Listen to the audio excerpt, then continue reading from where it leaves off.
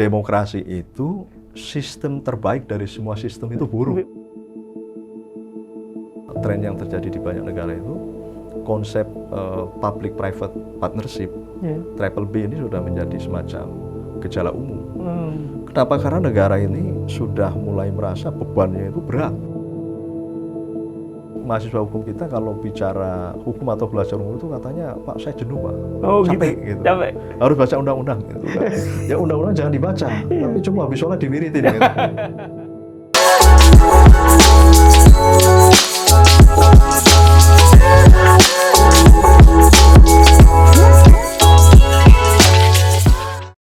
Assalamualaikum warahmatullahi wabarakatuh. Sahabat Next Class Podcast, bertemu lagi dengan saya Muhammad Husnil.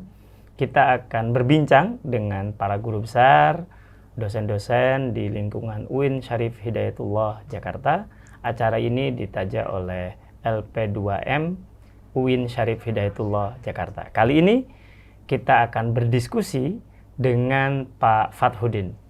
Selamat datang Pak Fathuddin. Sehat-sehat? Terima kasih. Alhamdulillah sehat selalu. Sehat juga ya? Sehat-sehat Pak. Alhamdulillah. Pak Fathuddin ini adalah dosen pengajar di Fakultas Syariah dan Hukum Universitas Islam Negeri Syarif Hidayatullah Jakarta. Beliau mengkaji mulai dari aspek syariah, ya, demokrasi dan yang lain. Dan beliau sekarang sedang menggeluti sebuah bidang yang menarik sekali. Nah, bidang apa nanti kita akan diskusi. Ya. Kira-kira gitu, Pak. Siap.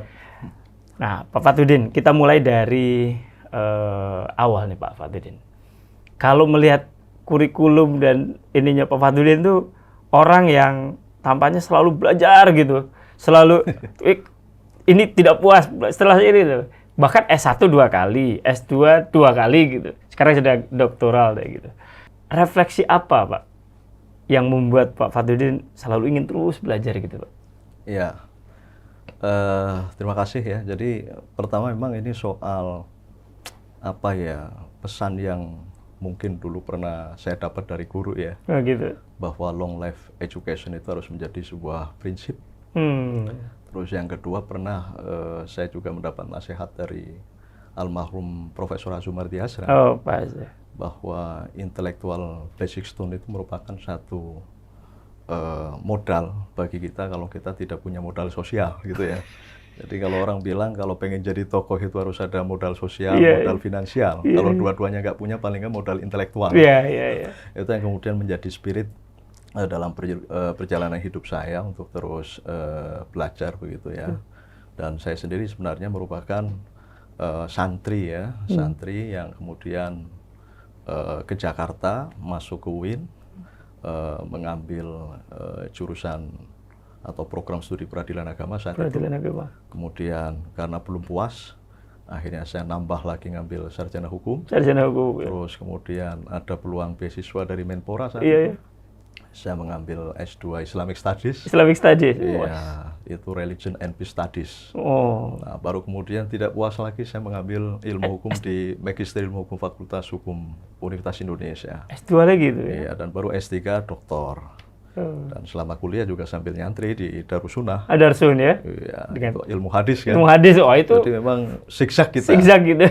Siksak, akhirnya karena siksak mungkin ya ilmunya gado-gado jadinya.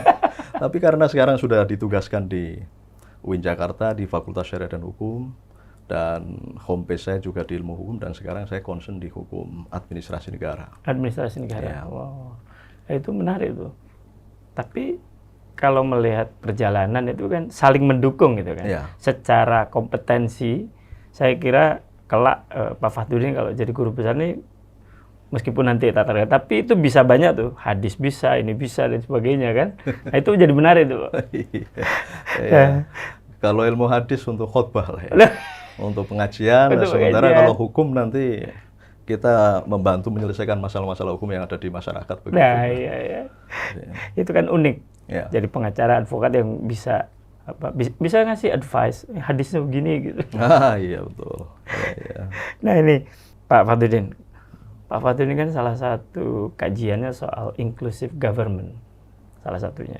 Terus kemudian tantangan hukum dalam era demokrasi dan yang lain-lain gitu, Pak. apa yang temuan Bapak dalam kajian itu, Pak? Iya, saya memang pernah melakukan penelitian tentang beberapa persoalan yang dihadapi ya oleh kelompok minoritas agama di beberapa wilayah, misalnya ada di Manislor ya, Indramayu, Kuningan. kemudian ada di mana Mataram, Mataram. ya, kemudian dulu ada kasus juga di Sampang ya terkait Sunni Syiah, dan beberapa wilayah yang mana di situ ada persoalan yang dihadapi oleh kelompok minoritas agama, terutama berkaitan dengan layanan administrasi kependudukan. Dan saat itu kebetulan saya juga pernah di Lakpesdam PBNU ya. sebagai project officer yang menggarap dan menggawangi program inklusi sosial.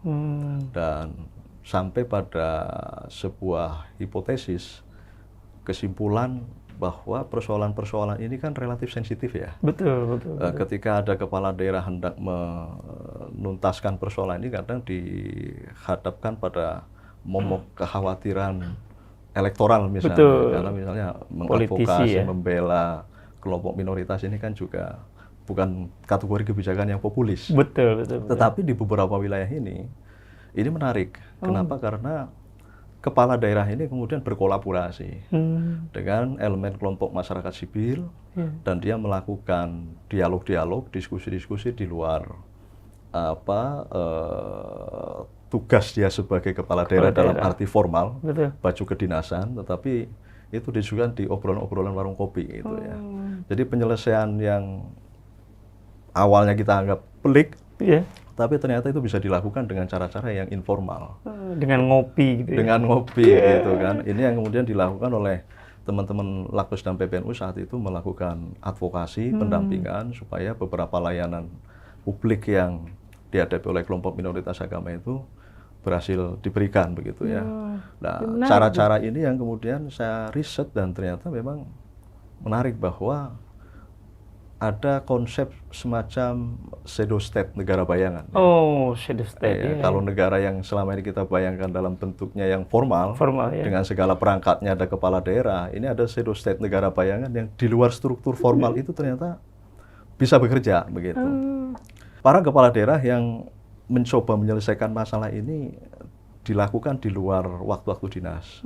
Malam hari misalnya kita sebagai aktivis Lakpesdam saat itu juga bernegosiasi dengan kelompok masyarakat lain misalnya, termasuk juga MUI, dengan bupati. Strategi-strategi ini yang tampaknya lebih efektif, dan ini kemudian saya riset tentang inclusive government, bagaimana pemerintah bisa hadir dalam wajahnya yang inklusif, terutama di dalam konteks memberikan layanan terhadap kelompok-kelompok yang dalam tanda kutip kategori kelompok rentan, misalnya seperti Ahmadiyah, Syiah, dan lain sebagainya. Jadi itu riset saya tentang inklusif government. Ya. Dan menariknya itu tadi, bahwa tokoh lokal, tokoh agama, dan yang lain-lain itu kalau didekati secara informal, mereka tuh bisa ngelebur juga sebenarnya gitu. Betul. Iya, karena pendekatan struktural itu memang kaku ya. Birokratis gitu birokratis, dan membuat kepala daerah selalu dibayang-bayangi kekhawatiran itu tadi, bahwa kebijakan yang akan diambil ketika ini menyangkut kelompok minoritas, ini kan sensitif. Betul. Ya, di tengah politik agama di Indonesia kan juga pada saat itu relatif masih cukup kuat lah ya. Betul. Maka cara-cara istilahnya kerja-kerja senyap itu yang kemudian menjadi bagian dari alternatif strategi yang bisa dipakai gitu dalam menyelesaikan masalah-masalah tadi begitu. Dan ternyata itu lebih efektif ya. Lebih efektif. Nah, itu inclusive government ya. Itu rencana juga akan saya bukukan menjadi sebuah buku hasil riset yang saya lakukan di beberapa wilayah itu. Menarik. Ini meskipun riset lama ya. Itu tapi kalau misalnya dengan buku ini nanti kalau orang akan jadi kayak semacam brief policy untuk dijadikan pegangan buat kepala-kepala daerah yang bisa jadi ada beberapa rentan konflik gitu. Malah menarik, Prof. Menarik sekali ini. Ya, semoga nanti bisa dibaca ya. Dibaca ya. Dan nah, kita coba ini pembicaraan ke tadi kan ada hal yang sangat esensial, yaitu soal demokrasi. Bagaimanapun kepala daerah dipilih oleh secara demokratis.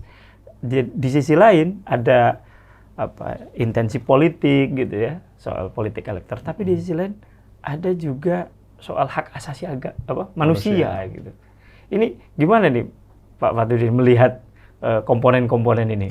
Jadi memang Indonesia ini kan selalu dinobatkan ya sebagai negara demokrasi nomor 3 terbesar di dunia kan, setelah Amerika dan India gitu kan.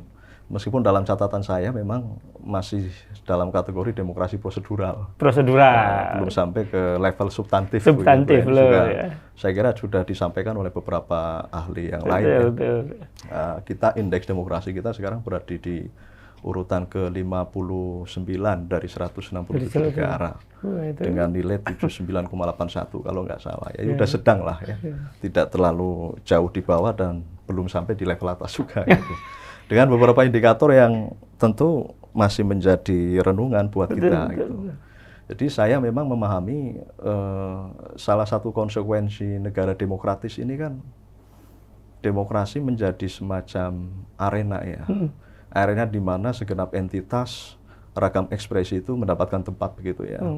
Tetapi juga patut digarisbawahi bahwa demokrasi ini sedari awal pun sebenarnya memiliki kelemahan, cacat bawaan. Cacat bawaan ya. Iya, ini yang kemudian seorang pemikir asal Prancis Montesquieu misalnya ya, dalam The Spirit of Law itu juga mengatakan demokrasi itu punya cacat bawaan. Cacat bawaannya adalah konsep freedom, kebebasan. Bayangkan di negara demokrasi itu orang bebas sebebasnya kayak apa gitu kan. Pasti akan terjadi kegaduhan gitu ya. Kegaduhan dan ya dalam tanda kutip kita sering mengatakan berisik begitu dibandingkan negara monarki kan begitu. Negara monarki kan relatif tidak ada dinamika yang begitu diam senyap ya ayam begitu kan. Nah, demokrasi itu keniscayaan terjadi kebisingan. Kenapa? Karena orang atas nama kebebasan bisa berekspresi, bisa berpendapat begitu ya. Lah yang kedua, di dalam proses-proses pengambilan keputusan kan demokrasi meniscayakan hadirnya partisipasi publik ya. Sehingga orang atas nama partisipasi terlibat di dalam proses-proses pembentukan kebijakan itulah yang kemudian merasa menjadi bagian dari haknya untuk menyampaikan pendapat. Nah, Montesquieu melihat sedari awal bahwa demokrasi ini punya cacat bawaan, maka dia mengatakan perlu dibingkai dengan apa yang disebut dengan restart negara hukum. Maka lahir konsep demokratis restart. Demokrasi yang kemudian dibingkai dalam konsep negara hukum. Apa kepentingannya? Kepentingannya adalah boleh orang berpendapat, gitu ya, tetapi tetap harus mengindahkan aturan main.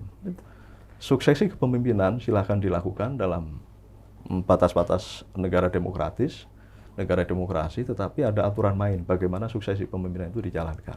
Nah, itu yang kemudian saya pernah menulis juga tantangan demokrasi di era digital itu kan berangkat dari kegelisahan saya melihat potret ya beberapa kasus misalnya penyebaran hoax, ujaran kebencian melalui berbagai platform media sosial gitu.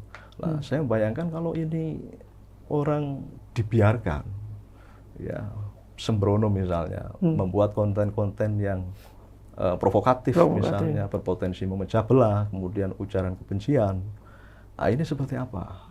Sehingga perlu ada mekanisme hukum yang juga mengatur kebebasan ini. Karena sebenarnya dalam instrumen hukum internasional pun kebebasan yang saya sebut tadi itu ya, berpendapat itu bukan juga termasuk derogable right ya, HAM yang dibatasi secara mutlak itu artinya yang tidak boleh tidak dibatasi, artinya justru boleh ada pembatasan dengan kebijakan atau peraturan perundang-undangan begitu ya.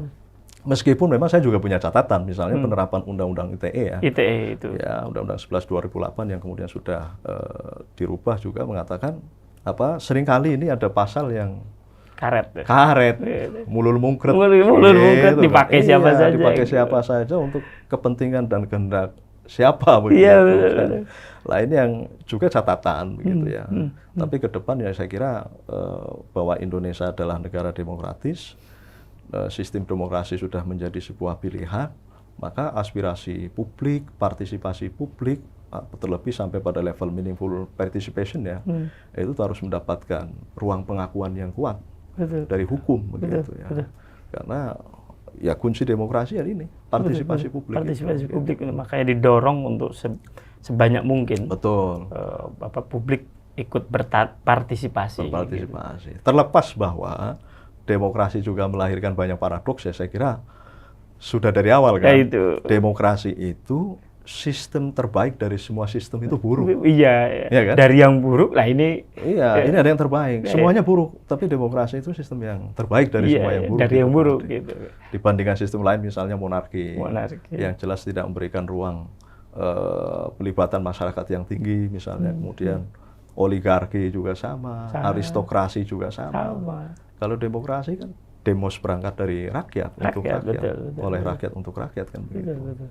Ya, bahwa kemudian dinamikanya terjadi, ya kita harus hadapi itu. Harus hadapi. Dan hukum ini perlu hadir begitu. Nah, itu. Perlu menjadi instrumen yang membingkai bagaimana demokrasi itu diterapkan. Sehingga demokrasi bisa berjalan dalam kerangka dan bingkai tertib sosial yang tidak membuat sampai chaos. Karena potensi chaos di dalam demokrasi kan luar biasa. Betul. Orang bebas ngomong atas nama kebebasan, kemudian memproduksi konten-konten yang menebar kebencian, konten-konten provokatif, fitnah, hoax. Nah, ini yang harus diantisipasi oleh hukum. Betul. Soalnya itu kan jadi noise kan. Betul. Bukan voice gitu, istilahnya itu kan. Betul. Nah, itu jadi bising gitu.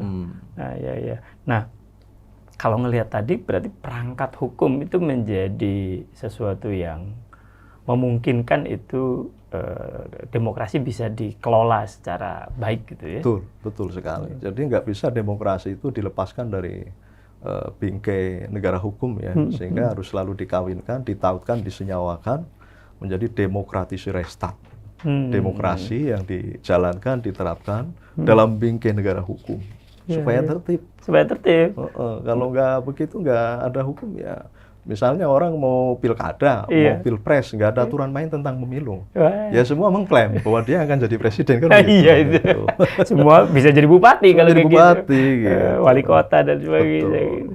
Dan ngeri sedap itu kalau kayak gitu kan. Iya betul.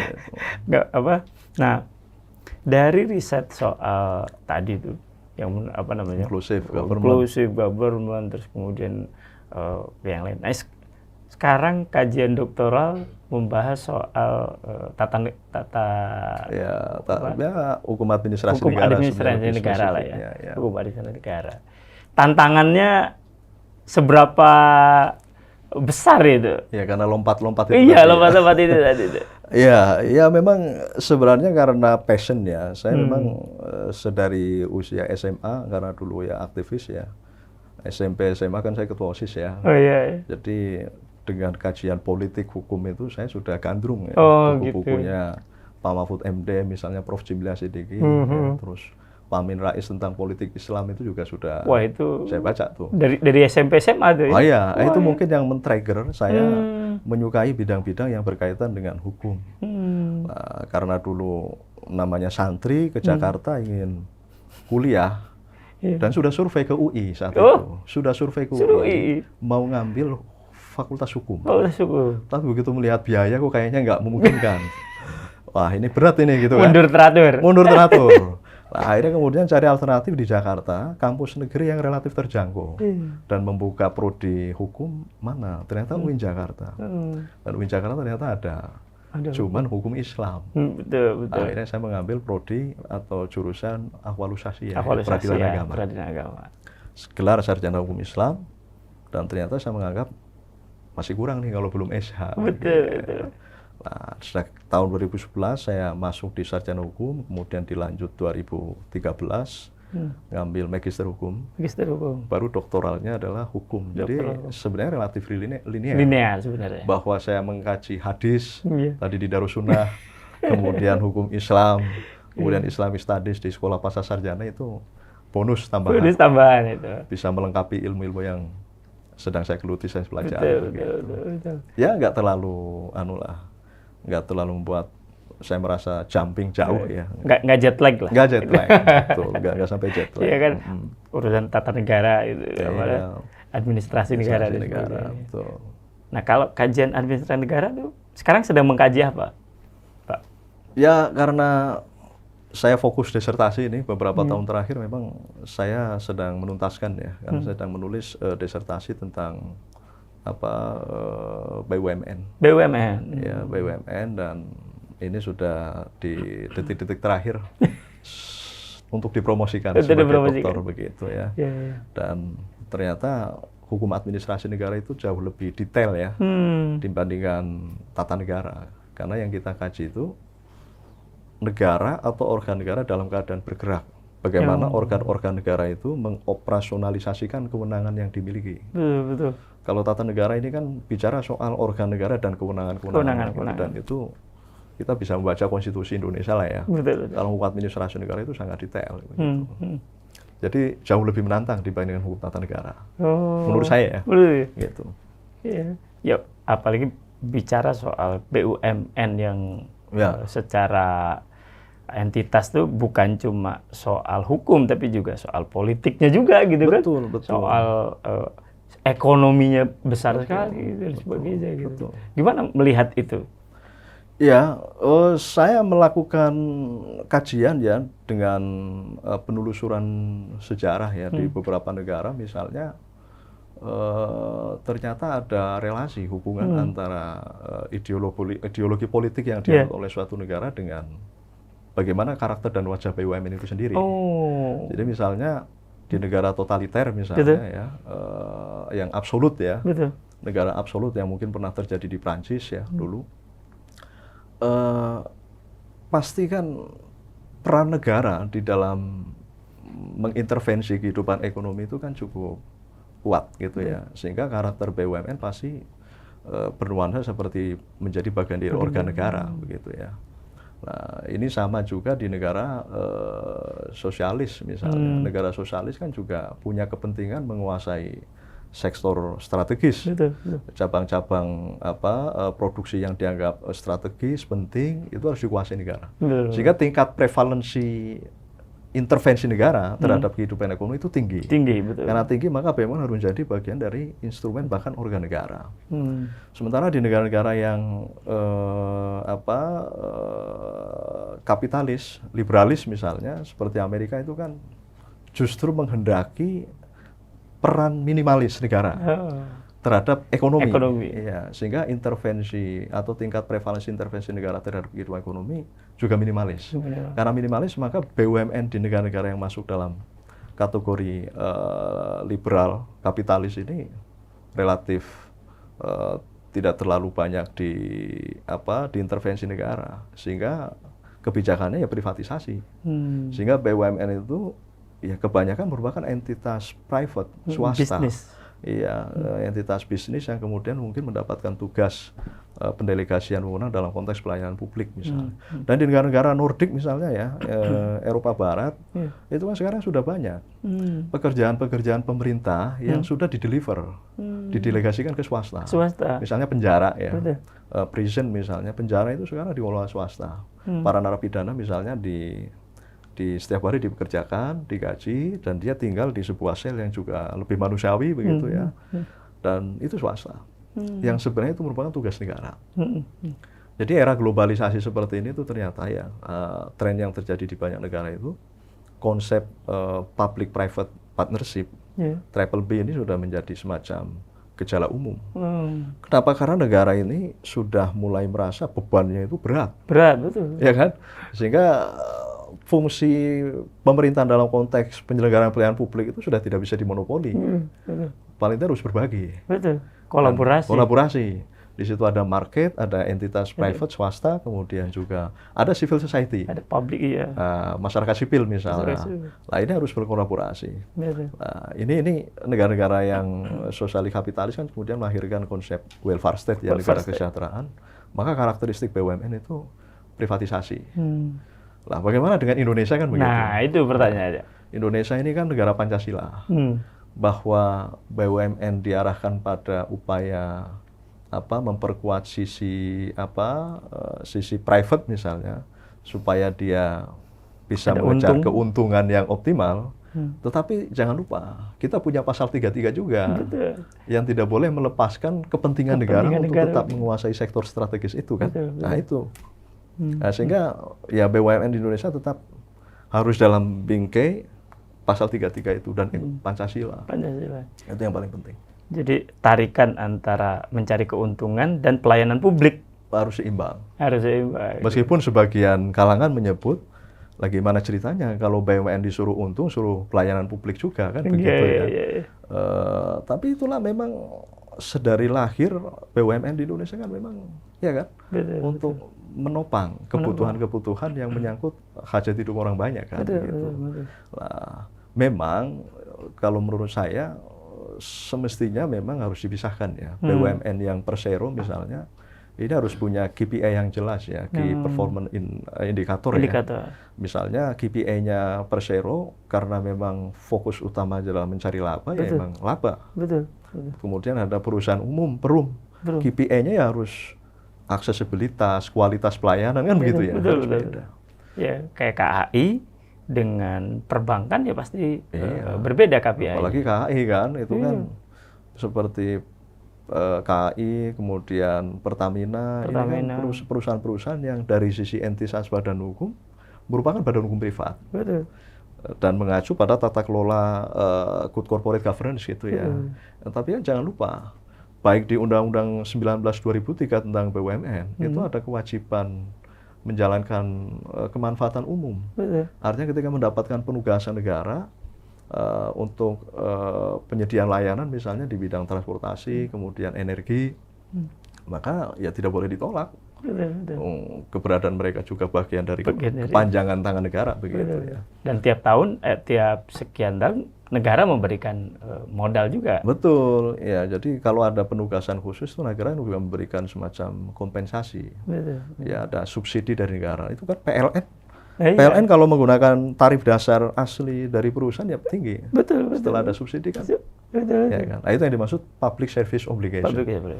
Jadi ada fungsi pelayanan publik yang diemban oleh BUMN dan ini menjadi kepentingan negara. Jadi bahwa ini merupakan entitas secara legal personality-nya adalah badan hukum privat. Betul. Tetapi ada misi negara untuk menjadikannya sebagai kepanjangan tangan negara. Betul. Untuk menghadirkan layanan publik yang terus semakin berkualitas begitu. Betul. Itu salah satu prinsip yang juga dulu dibayangkan oleh Hatta kan. Ya. Ketika menerapkan konsep soal ekonomi terus kemudian BUMN harus bagaimana gitu kan. Betul. Iya, pokoknya Indonesia ini negara Pancasila yang kita sudah tidak mungkin menyamakan bahwa Indonesia itu kapitalis liberalis, meskipun juga ada sebagian menyangkakan kita sudah sampai neolib misalnya, ya kita tetap berpegang teguh pada Pancasila pasal 33. Betul. Jadi ada pegangan yang tetap menjadi rujukan bersama gitu. Betul. Ya. Nah, Pak Fadludin, sekarang kan konteks BUMN berubah menjadi entitasnya menjadi Danantara. Ini apa yang berubah nih, Pak? Ya, ini sebenarnya capaian dan transformasi yang cukup bagus ya. Mungkin kan berangkat dari lesson learned yang ada di Malaysia, Hasanah, kemudian Temasek Singapura gitu ya. Atau bahkan di Tiongkok, Cina itu kan. Beberapa presiden bagus ini tampaknya ingin dicoba direplikasi di Indonesia. Filosofi dan prinsip yang mendasari adalah perlu ada pemisahan antara regulator dan operator. Negara sebagai entitas politik ini harus fokus pada kerja-kerja yang menyangkut regulatornya, kebijakan. Nah, operatornya ya jangan negara langsung. Repot nanti kalau negara itu berdagang kan begitu. Maka Danantara ini dibuat dalam kapasitasnya sebagai operator yang menjalankan kerja-kerja perusahaan, corporate action dalam kesehariannya begitu ya. Sementara regulator tetap ada pada pemerintah. Makanya Danantara sebagai sebagai operator itu kan membawai dua ya, ada holding investasi sama holding operasional ya. Nah, sekarang BUMN itu sudah berada di bawah Danantara semua. Tapi ini juga harus diingat bahwa kendati ya 99% saham seri B ini dimiliki oleh Danantara, gitu ya, menjadi saham mayoritas. Tetapi badan pengaturan BUMN yang dulu Kementerian BUMN mewakili pemerintah ada kepemilikan 1 saham, 1% saham seri A Dwi Warna, dan ini sebagai pemegang veto. Oh, meskipun meskipun 1%. Kenapa pemegang veto? Ini menunjukkan kendali negara tetap ada. Jadi tidak bisa private murni. Itu ya. Betul. Tidak bisa disebut sebagai private murni. Kenapa? Karena itu tadi semangatnya pasal 33. Kemudian kita ekonomi Pancasila, begitu ya, sektor strategis tetap harus dikuasai oleh negara. Maka meskipun 1% saham seri A Dwi Warna menjadi penentu. Iya. Jadi decision veto playernya tetap ada di pemerintah. Betul. Ibaratnya kalau itu jadi tutupnya tuh. Kalau botol itu kan kalau nggak ada tutupnya kemana-mana tuh. Betul. Iya. Nah, ini yang kemudian relasi antara BUMN dan negara juga mengalami transformasi ya, pergeseran ya, begitu ya. Jadi BUMN itu betul entitas korporasi yang dijalankan di atas landasan prinsip-prinsip good corporate governance. Di situ juga ada business judgment rule, gitu ya, artinya BCR yang betul-betul apa yang dilakukan oleh BUMN itu sudah merupakan murni aktivitas bisnis, begitu ya. Tetapi bahwa keputusan-keputusan strategis menyangkut misalnya perubahan, merger, akuisisi dan lain sebagainya itu kan tetap ada atau bahkan pengangkatan direksi komisaris, di situ masih ada peran negara. Gitu. Kontrol dari negara tetap ada. Nah, misalnya kayak belakangan kan Danantara mengakuisisi hotel di Mekah itu kan, untuk memastikan pelayanan terhadap jemaah haji dari Indonesia mendapatkan pelayanan terbaik kan? Betul. Nah, itu menggambarkan dua sisi karakter wajah BUMN kita kan. Satu sisi apa yang dilakukan oleh Danantara itu bagian dari corporate action misalnya, tapi di sisi lain ada misi kepentingan umum kan. Bagaimana negara hadir di dalam rangka menjaga kualitas pelayanan haji jauh lebih baik begitu. Jadi tetap tidak bisa kita mengatakan bahwa BUMN di Indonesia itu private murni atau kemudian korporasi murni gitu. Tetap fungsi publik itu yang memberikan nuansa, karakter bahwa ada kepentingan negara di situ. Nah, dalam konteks kolaborasi tadi itu juga menarik kalau kita ngelihat praktik misalnya kayak seperti PTN Perguruan Tinggi Negeri Berbadan Hukum, PTNBH. Itu juga kan menarik itu. Ya, meskipun memang sebagian ada yang mengasumsikan konsep PTNBH itu tidak lain bagian dari swastanisasi ya. Swastanisasi lembaga pendidikan begitu ya. Kan sebenarnya begini, kalau sekarang misalnya UIN Jakarta sendiri kan statusnya BLU ya, Badan Layanan Umum.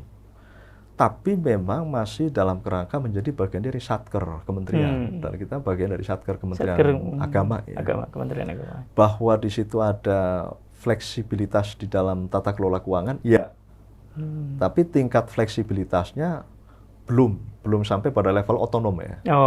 Artinya tetap masih dalam batas-batas kewajiban, ketentuan-ketentuan yang mengacu pada ketentuan Kementerian Keuangan, kemudian hubungan kita dengan Kementerian Agama juga masih struktural begitu ya. Nah, sekarang mulai bergeser kan, ada apa yang dikenal dengan istilah Perguruan Tinggi Negeri Berbadan Hukum. Legal personality-nya itu sudah terpisah.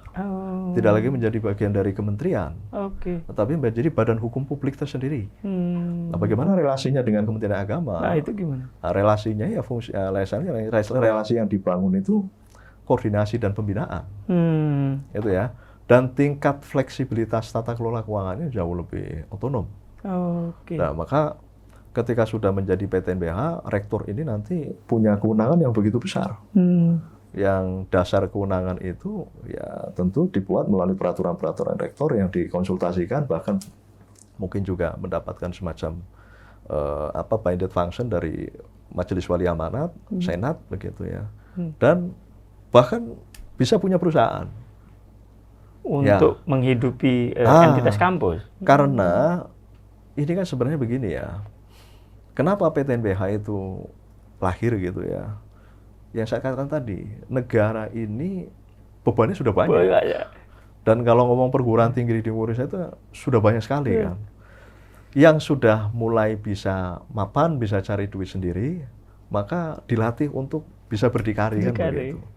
Nah, sehingga bisa mengurangi beban negara untuk terus mensuplai anggarannya. Nanti anggaran yang ada bisa dialihkan ke perguruan tinggi lain yang masih perlu dukungan.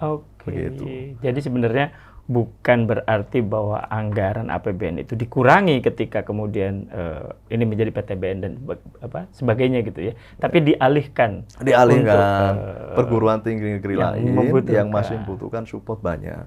Dan yang sudah besar, sudah bisa jalan sendiri, silakan dikelola secara otonom. Sehingga nanti misalnya kalau UIN Jakarta menjadi PTNBH itu kan dia akan memiliki keleluasan untuk bisa membangun banyak unit bisnis yang itu menjadi penopang pendapatan. Kalau misalnya sekarang bisa dibilang bahwa pendapatan UIN Jakarta itu dari UKT, ya meskipun ada beberapa unit bisnis yang juga sudah cukup signifikan ya, dan ini menjadi bagian dari penyumbang pendapatan kampus itu kan kita pada rumah sakit, ya, ada sekolah, ya madrasah pembangunan, Triguna, kemudian klinik ya. Dan hotel, ya, Syaidain dan Adia. Nah ini saya kira menjadi modal yang cukup kuat ya kalau UIN ingin bertransformasi menjadi PTNBH. Jadi kalau orang bilang ya swastanisasi, ya iya juga, tetapi ya tidak ya sepenuhnya gitu kan. Ngono yang ngono, mbok jo ngono, kira-kira kayak gitu ya. Kira-kira begitu. Ya. Nah, Pak Fatudin, ini kan sebagai dosen ya. Sekarang situasinya tampaknya agak berbeda tuh, mahasiswa itu kan. Gen Z dan sebagainya. Tantangannya tuh gimana mengajarkan soal hukum, soal demokrasi dan lain-lain ke generasi mahasiswa sekarang gitu. Ini memang tantangan yang saya rasakan ya. Ini kan berbeda dengan era kita ya. Dulu zaman kita kuliah ini kan kalau mau presentasi begitu ya, itu kan dengan bangga membawa buku yang tebel-tebel. Meskipun tidak dibaca, paling tidak bikin grogi audiens. Betul. Sehingga gagasan, pendapat atau makalah yang kita sampaikan terkesan sangat otoritatif. Kuat sekali argumentasinya kan begitu. Itu strategi kita di era kita. Sekarang anak Gen Z itu memang memiliki tantangan yang cukup unik ya. Mereka itu kekuatan membacanya juga tidak seperti era kita, lebih suka yang praktis-praktis, scroll misalnya. Sehingga dosen sekarang sudah mulai bergeser, instrumen pembelajaran kan bisa melalui YouTube, TikTok, media sosial dan lain sebagainya. Lah saya sendiri sebagai pengajar hukum itu sekarang sudah jarang misalnya menerapkan makalah ya. Nggak itu makalah ya? Ya, saya kembali ke awal misalnya mahasiswa kita minta untuk membaca buku, ada bab-bab yang harus kita tuntaskan dalam satu semester, kemudian nanti saya minta mereka berefleksi, membuat small group untuk diskusi dan kita berikan kasus. Karena mahasiswa hukum itu memerlukan kemampuan berbicara dengan terstruktur, sistematis. Nah, ini kan orang-orang hukum harus begitu kan? Betul. Maka harus dilatih. Bahkan saya minta untuk berdebat itu ya, untuk membedah sebuah kasus dan ini metode yang saya kira juga dilakukan di universitas besar di dunia seperti Harvard itu kan pendekatannya kayak studi kasus ya. Betul. Dengan studi kasus ini mahasiswa terasa bagaimana dia memahami hukum, bagaimana hukum itu diterapkan dalam konteks kasus konkret dan bagaimana menyelesaikannya. Nah itu lah yang memang membuat saya juga sekarang merenung dan berpikir memang soal daya kritis. Nah itu. Nah makanya jujur saya kadang di kelas itu ya ketika mengajarkan sebuah materi ya tidak canggung-canggung juga untuk saya kaitkan dengan wacana-wacana kiri. Oh gitu. Gitu ya. Saya misalnya bicara soal hukum itu karena saya kaitkan dengan bagaimana perspektif Marxis memandang sebuah hukum gitu kan. Kalau dalam perspektif Marxis misalnya ya, itu kan hukum merupakan instrumen untuk mendefinisikan kekuasaan. Betul. Sehingga kalian jangan percaya bahwa hukum itu selalu pro rakyat, gitu kan. Karakteristik warna hukum itu pasti akan dipengaruhi oleh kekuatan-kekuatan, ya kan, yang mempengaruhi begitu kan. Maka bagaimana juga Anda harus betul-betul memahami hukum seutuhnya. Apa dibalik makna teks yang tersirat maupun tersurat di dalam hukum itu. Nah, misalnya yang begitu, akhirnya mereka kemudian nalar kritis, bahkan nalar oposisi, perlawanan gitu kan terhadap hegemoni negara dalam konteks pembentukan hukum jadi muncul, bagus. Ya. Nah ini karena juga bisa menjadi bekal mereka turut terlibat aktif mengawal proses-proses pembentukan hukum di parlemen. Ya, apalagi undang-undang pembentukan peraturan perundang-undangan kita ini kan sudah memberikan landasan normatif konstitusional yang kuat. Bahwa setiap pembentukan peraturan perundang-undangan itu harus melibatkan partisipasi publik. Bahkan meaningful participation. Bukan cuma partisipasi dalam artian kehadiran ya. Tapi meaningful, bermakna. Gitu kan? Iya. Artinya memang negara demokrasi, negara demokratis seperti Indonesia ini harus ruang-ruang deliberasi harus dibuka sebegitu luas. Kalau ingin undang-undangnya itu bagus ya gitu ya. Tapi kalau ingin undang-undangnya tidak bagus ya, yang mungkin Prof. Jimli pernah sampaikan itu rapat 1-2 kali diketuk kita nggak tahu, begitu. Misalnya begitu. Ya. Maka gerakan mahasiswa perguruan tinggi masih menjadi bagian dari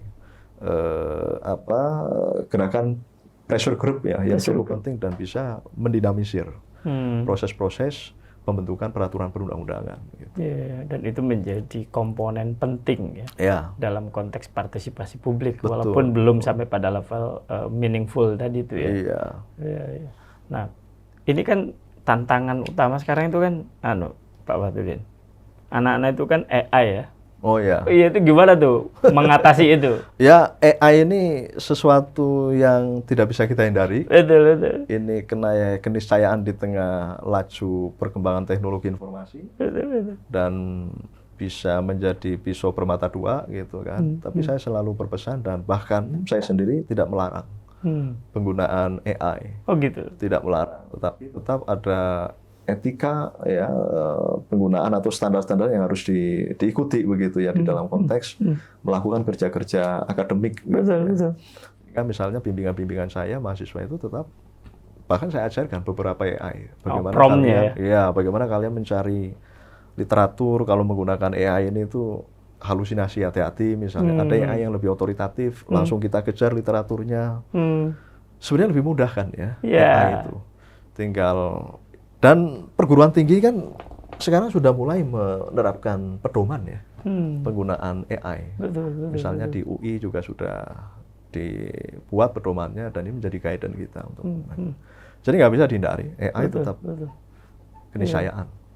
Dan pernah tuh Pak, jadi mau minta tulisan ke beberapa teman mahasiswa dan sebagainya. Ketika udah jadi lah, kok pakai AI? Akhirnya sesuatu yang semula diniatkan untuk memunculkan nalar berpikir dan sebagainya, bagaimana mereka menyusun argumen gitu kan dan sebagainya.